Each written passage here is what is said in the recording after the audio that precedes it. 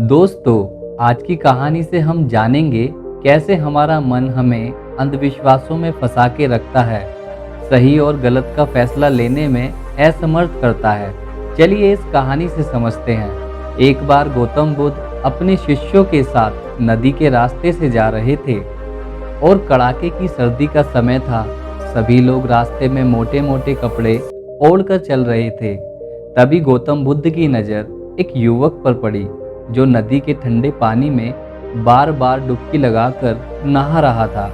गौतम बुद्ध उस युवक को देखकर थोड़ा हैरान होते हैं, क्योंकि वह युवक कांप भी रहा था और नहा भी रहा था। बुद्ध उस युवक से इतनी सर्दी में नदी में डुबकी लगाने का कारण पूछते हैं। फिर वह युवक बुद्ध को बताता है कि वह सुबह सुबह नदी में नहा धोकर पूजा के लिए जा रहा था। तभी उसका पैर एक मेंढक पे पड़ गया और उसी वजह से मैं अपवित्र हो गया हूँ, और इसलिए मैं फिर से पवित्र होने के लिए नदी में डुबकी लगा रहा हूँ। गौतम बुद्ध युवक की बात सुनकर मुस्कुराते हैं और पूछते हैं, क्या तुम मुझे बता सकते हो कि वह मेंढक कहाँ रहता है? युवक कहता है, पानी में। फिर बुद्ध कहते हैं, जब तुम इस पानी में डुबकी लगाने से पवित्र हो सकते हो, तो वह मेंढक तो हमेशा से ही इस पानी में रहता है, तो वह मेंढक तो पहले से ही पवित्र होगा। उसे छूने मात्र से तुम अपवित्र कैसे हो सकते हो? उस युवक को बुद्ध की बात जचती है और वह नदी से बाहर आ जाता है। बुद्ध उस कांपते हुए युवक को एक वस्त्र उड़ाते हैं और कहते हैं कि अंधविश्वास किसी की बात का मत करो जब तक कि वह तुम्हारे खुद का अनुभव ना बन जाए।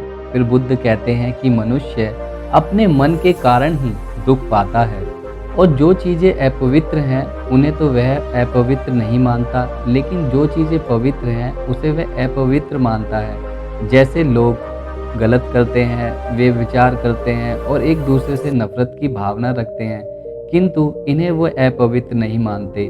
वे समझते हैं कि कोई जीव जो उनके जीवन में कोई भी प्रभाव नहीं डालता वह अपवित्र है। मनुष्य हमेशा अंधविश्वासों में जीता है, जिसके कारण वह पूरा जीवन अच्छे से जीवन जी ही नहीं पाता। फिर वह युवक बुद्ध से पूछता है कि सबसे बड़ा अंधविश्वास क्या है? फिर बुद्ध कहते हैं कि मनुष्य का सबसे बड़ा अंधविश्वास यह है कि उसे लगता है कि वह अपने मन के द्वारा ही अपने मन से मुक्त हो जाएगा, यानी अपने मन के द्वारा ही अपने जीवन के सभी दुखों से मुक्त हो जाएगा। तुम अपने चारों ओर देखो, तुम पाओगे कि हर मनुष्य अपने ही मन के जाल में उलझा हुआ है। कोई डरा हुआ है तो कोई उम्मीदों में जी रहा है, और किसी को लगता है कि कल सब कुछ ठीक हो जाएगा। लेकिन सच तो यह है, जब तक मनुष्य अपने मन को नहीं समझेगा तब तक कुछ भी ठीक नहीं हो सकता, और यही शाश्वत सत्य है। वह युवक बुद्ध से पूछता है कि मन को कैसे समझा जाता है।